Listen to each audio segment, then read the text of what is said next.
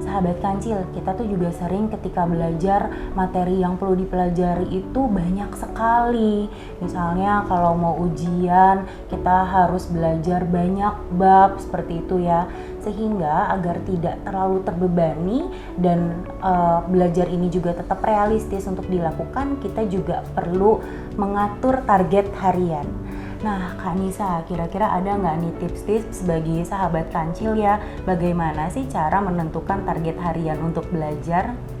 Ya, jadi penting banget nih untuk kita membuat metode belajar yang efektif. Nah, caranya adalah salah satu metode yang paling terkenal itu adalah dengan metode SMART.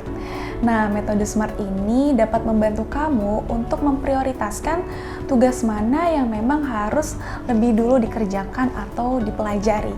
Kemudian manfaatnya juga dapat membuat kita menjadi lebih disiplin lagi untuk kegiatan belajar. Dan selain itu juga dapat membuat aktivitas kita akan menjadi lebih nyaman lagi untuk belajar.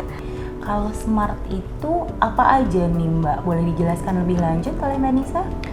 Jadi dengan metode SMART ini terdiri dari S, M, A, R, dan T. S itu adalah spesifik.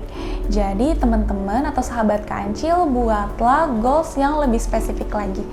Misalnya nih, materi hari ini kamu ingin mempelajari mengenai materi aljabar.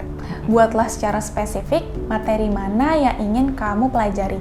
Seperti mempelajari aljabar pada halaman 10 hingga 15.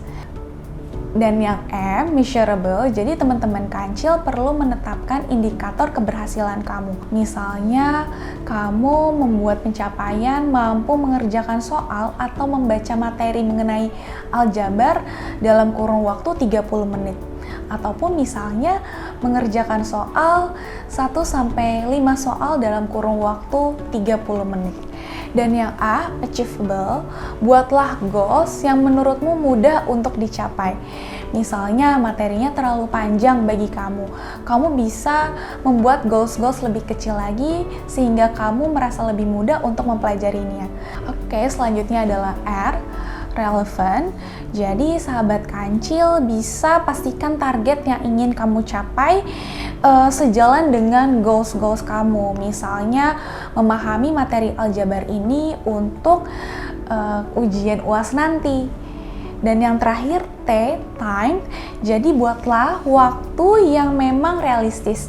Misalnya sahabat kancil ingin belajar materi aljabar ini dari halaman 10-15 dalam kurun waktu misalkan 15 atau 30 menit. Wah, ternyata untuk membuat target harian itu ada metodenya yang tadi sangat spesifik sekali sudah dijelaskan oleh Kak Nisa nih. Namanya metode SMART yang terdiri dari membuat goal spesifik, dapat diukur dengan membuat indikator, lalu juga mudah ya untuk dicapai, relevan dengan goal jangka panjang, dan juga memiliki batas waktu. Iya. Wah, terima kasih banyak sekali nih Kak Nisa sudah bersedia sharing.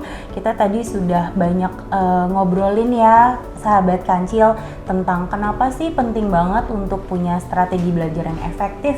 Ternyata itu akan membuat suasana belajar jadi lebih menyenangkan dan lebih optimal. Tadi Kak Nisa juga sudah menyampaikan beberapa metode atau cara untuk memanajemen waktu dengan Pomodoro teknik, dengan rating, terus juga menulis agenda, dan juga tadi yang terakhir kita membahas tentang pembuat target harian yaitu dengan teknik SMART. Mudah-mudahan tips yang Kak Nisa sampaikan pada episode kali ini dapat membuat sahabat kancil bisa belajar dengan lebih efektif dan juga bisa membuat sahabat kancil memiliki target harian yang lebih baik dalam proses belajar. Terima kasih sudah menonton episode kali ini. Sampai jumpa di lain kesempatan. Dan selamat belajar.